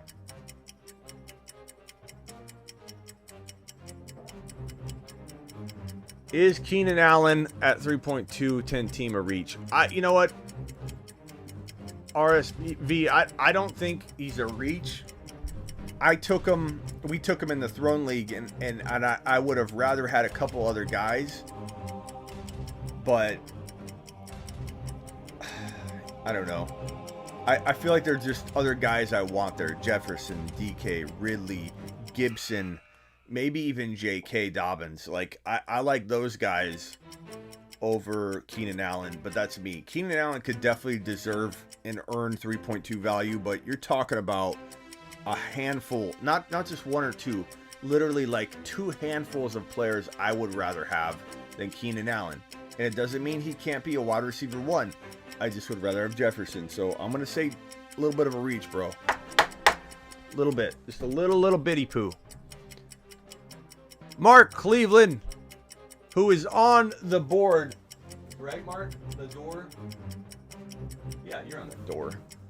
I just wanted to make sure I wrote you in there because Mark is always super chatting. Mark, I appreciate you, and I see you. Thank you so much, kind sir. Let me put you up in the corner for a little bit. Sounds more like a 6-team league. I agree. Webb's playing in a 5 or 4-team league, I think, with that squad.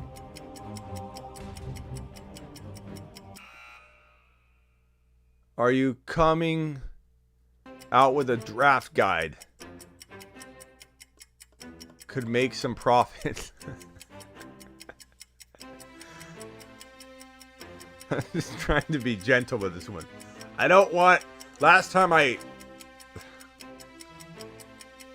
Dear Maverick.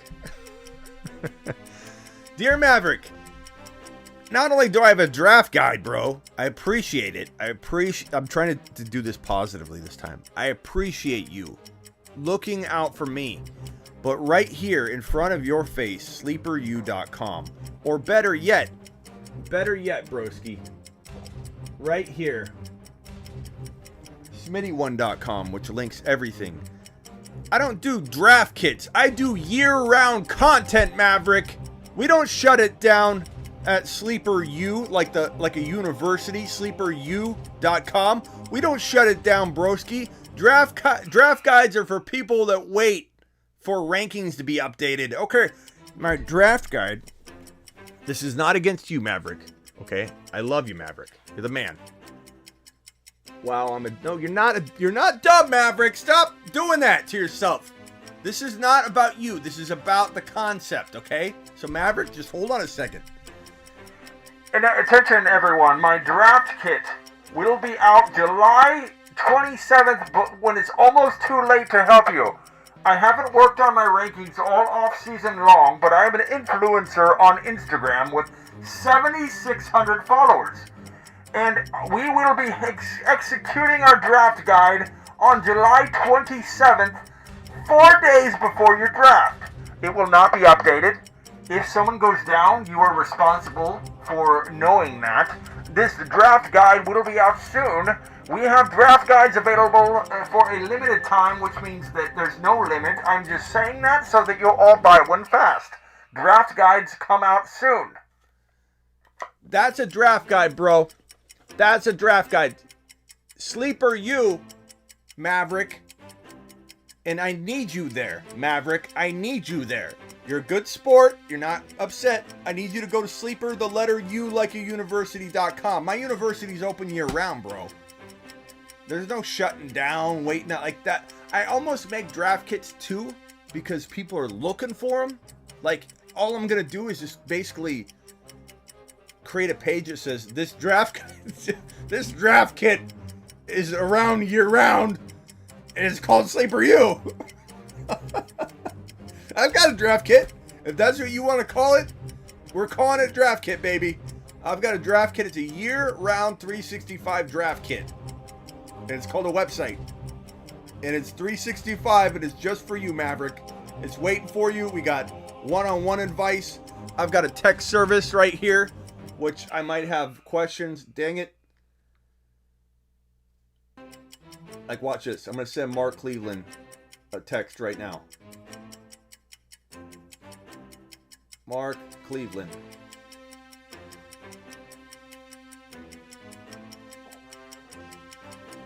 Here you are, Mark. Dear Mark Cleveland, I am live on my show right now, checking in to make sure you're okay and you don't need any advice. Thank you, bro. I appreciate you. Smitty. I just sent that text to Mark Cleveland right now, who is in the chat. Terry Roberts, you...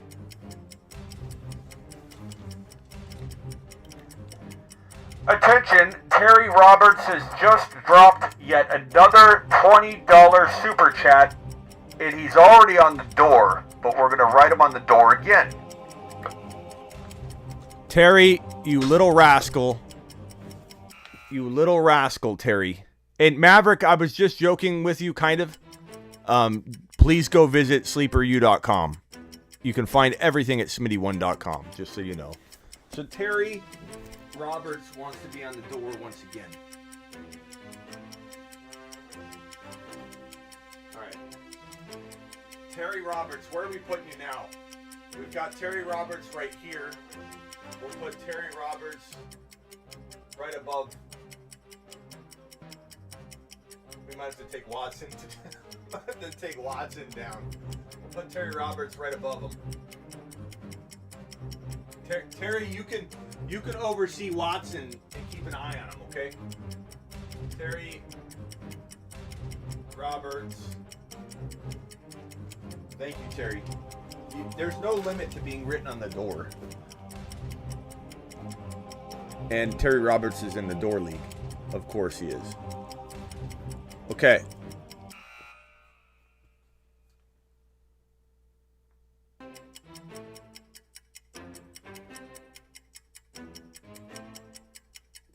You're the man, Terry. You help this thing roll. He does. Terry's awesome. Terry's the man.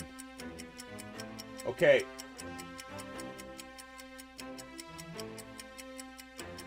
Yes, Terry, I saw it. I appreciate you, bro. You're the man, bro. Totally appreciate you.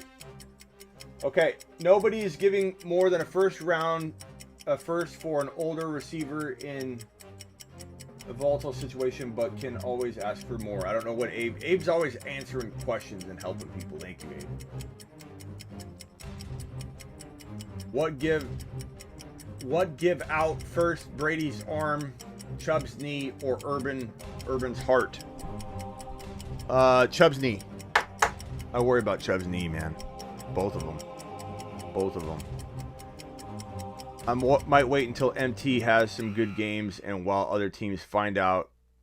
I don't know what you guys are talking about with MT, but I will say that MT to me is still a pretty big risk, but a risk worth taking in like mid third to late third round value. So I don't know if that helps anybody. Has everyone given up on Thielen and Cooper now? Amari Cooper? I don't think anybody's given up on Amari Cooper. He does tend to have a big following. I would say like 40% of people that love that offense say that Amari Cooper is still the wide receiver one. So I think it's like 60-40, like the people are on the Lamb or Cooper train. I'm on the Lamb train, but it doesn't mean I don't like Cooper. You know, he's still going to be a good player. Thielen, on the other hand, he's not a spring chicken, but he's not also like so old he can't have 1 or 2 more years left. But Jefferson's the alpha there. I like Thielen at the right spot, but not anywhere near like a wide receiver 2. There's just other options I like. Lamb Train says voice of reason. Choo. That is Smitty approved. DJ Moore getting a lot of hype. What are my thoughts? I like DJ Moore, but he also has to go in like a place like, I don't know, low end wide receiver 2, but like preferably, you know where you take Judy, like you draft like this. So you draft there's QB, running back, wide receiver, tight end. So when you draft like a Camara, you draft a Justin Jefferson,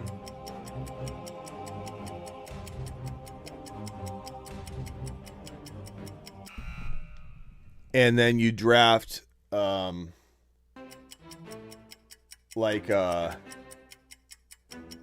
to think, let's say J.K. Dobbins.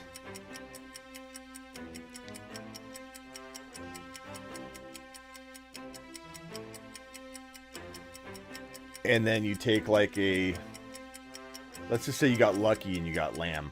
You probably won't land all of these. Let's leave Lamb out. This is where I feel like you're on this route, and maybe you take Josh Allen in the 4th round.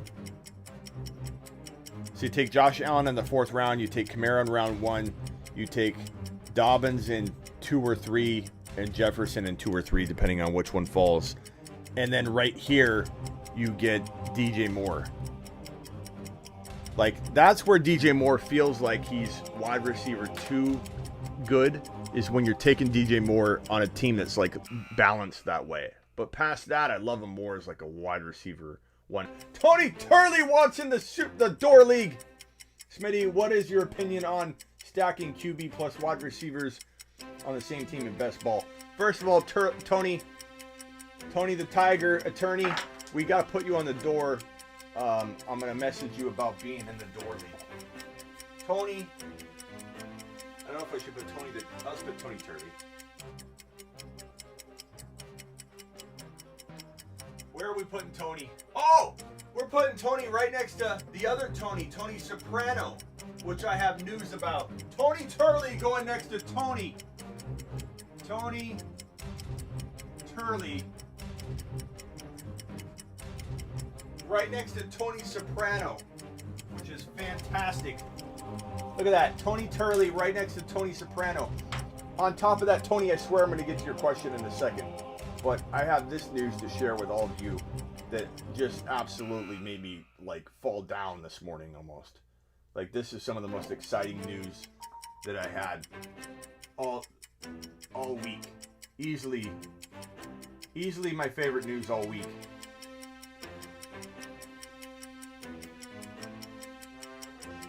Many Saints of Newark trailer offers a glimpse into Sopranos prequel.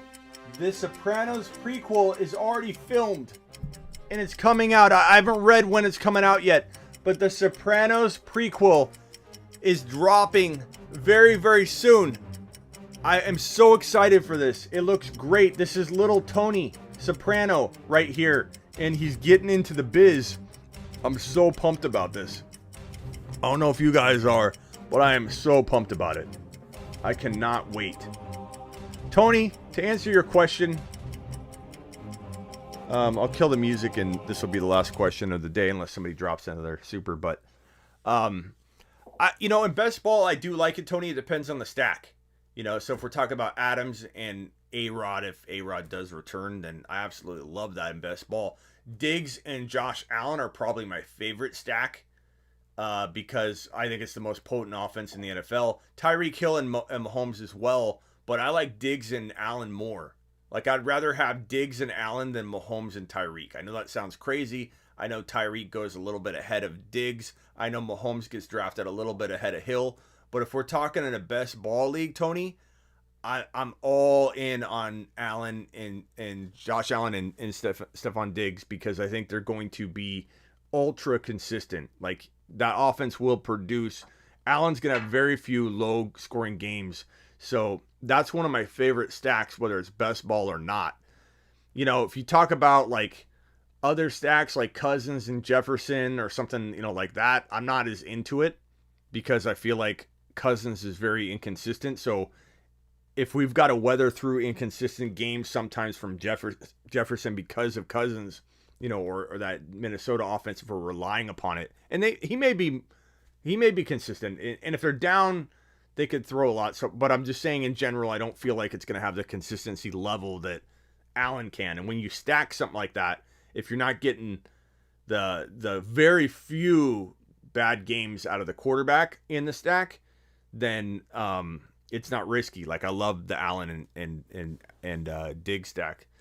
If you could give me an example of one you're looking at versus another, like Wilson and DK, I don't mind that, and I think it depends on what you have surrounding it, like how much stronger the rest of your team is, so that if Wilson has a bad game, you can still be carried, then I'm okay with it too. But the difference between Wilson and DK and Diggs and Josh Allen's huge in terms of like how many times the Diggs and Josh Allen stack will disappoint you. It's going to be rare. Whereas Wilson and DK, that could be way more up and down.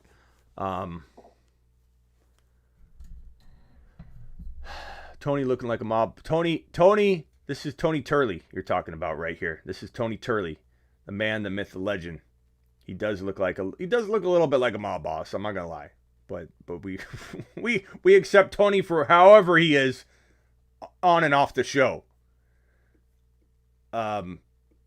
Rodgers, Adams, Murray, Hopkins. So Murray and Hopkins would be an example of a big name stack that I think would be far less consistent than the Diggs and Allen one. Max Eternal Life. Yeah, that's what I was just saying, bro. That Allen and Diggs is better than Mahomes and Hill, in my opinion, if you're stacking. Tony's the man. Terry Roberts is the man. We've got a lot of people that I could say have been bossed today. And it's not just the Super Chatters, but Mark Cleveland, Terry Roberts, Tony the Tiger dropping Super Chats. Who else dropped a Super Chat today? My mind's already fried. Can't even remember. Eric dropped a Super Chat and is on the door in the door league. Tony, I'll get in touch with you about being in the door league. Devin dropped a Super Chat when he talked about Go Hawks. And I thought he was talking about the basketball Hawks. Dominic Lombardo dropping a Super Chat. All of you, I appreciate you. You guys are amazing people. Big Bub, no mock draft today. We're doing this. We don't traditionally do mock drafts during the Tuesday and Thursday show. It's more like a show, bro. It's not so much like a gathering to mock. We do mock drafts at night mostly. The day stuff is more like a news show. Sometimes I get off tangent. We do the court, fantasy football court. We do news. It's basically like a network-like kind of. We're not a network kind of show, but we're trying to be more formatted in the Tuesday, Thursday show. Kind of roll through all the different topics on screen. Keep focused. And mock drafting just gets crazy. But I do that at night, bro. Is there still room in the door league? Webb, you cannot be excluded from the door league. I will figure out a way to get every single person in the door league, whether it's me creating separate leagues, doing a 96 team league. If we go over 96 people even, I will create something, bro. I'm not going to let people down. If you donate a $20 super, you're in the door league, no matter what. You got to DM me on Instagram after, and we'll get you in the door league. Have a great day, says D2W Stu, who is on the door in the door league. D2W is right below the sneaker, right here. Where's the sneaker? Can you see him? Yes, right above your thing. You're right here. D2W Stu. Don't have IG, but I will be joining the door league as well. Email me real quick, Webb. Have you supered? If you haven't supered yet, email me, Webb, and I'll tell you what we need to do. Okay. All right, everybody. Kamara, Mahomes. You know, Tony, I don't know how you feel about stacking while we're at it. The last thing I'll say, and then we'll go, is Tony, how do you feel about stacking quarterback, running back? So in the case of Clyde and Mahomes, or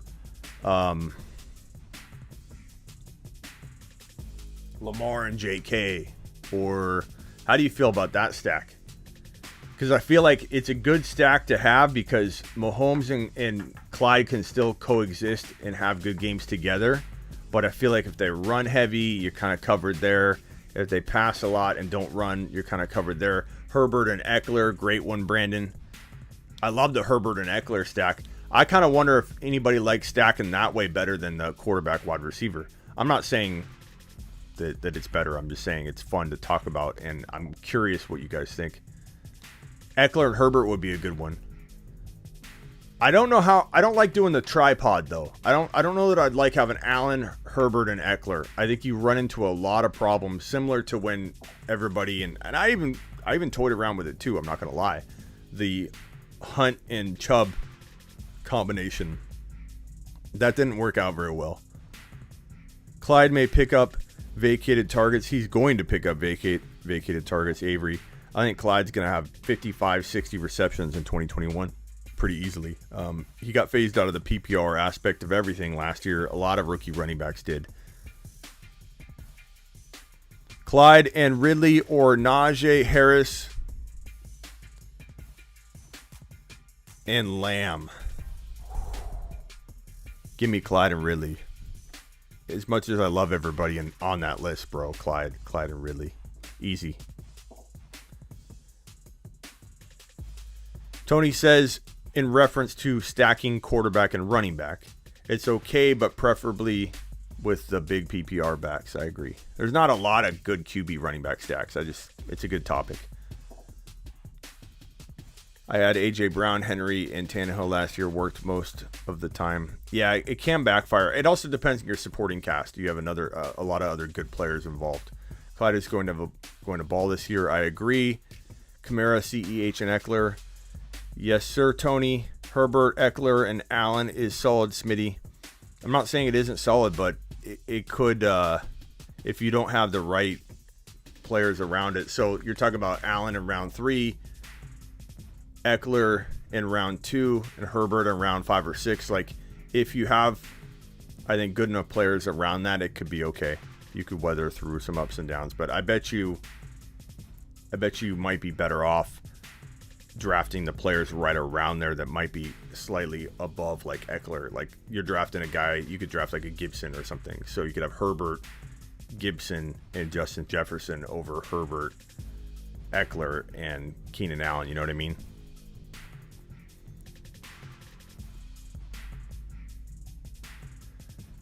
I don't think CEH sucks. What did Webb say? Why does nobody think CEH may just suck? Because he doesn't, bro. He had 4.4 yards per carry. Was utilized a lot. Didn't lose the job or anything, and is in a very potent offense. Like, I think he's on the reverse side of that, bro. He's elite. I understand, Webb. We all have different opinions, and I appreciate your opinion. But I don't just think Clyde's good. I know you think that he might suck. I don't even think he's the opposite of that, good. I think he's great. I think Clyde is, he showed it in college, bro, against the best defenders in college football. And they're going to use him, lean on him. They love him. Andy Reid loves him, calls him better than Brian Westbrook. And last year he didn't disprove that. He just didn't get utilized because a lot of rookies didn't. You don't necessarily think so. You think it's possible. I mean, anything's possible. But I have to go. I appreciate everybody. Now, I'm sorry the show got off to a rough start with the Walmart Wi-Fi or whatever the hell was going on today. But I appreciate every single one of you. I appreciate everybody that's in the Door League. I appreciate those of you that aren't in the Door League. I appreciate all of you regardless. And it didn't record. Baked in, boys! That's for the It Bruce. didn't record. Baked in, boys! Later, everybody. Thank you, Tony. Thank you,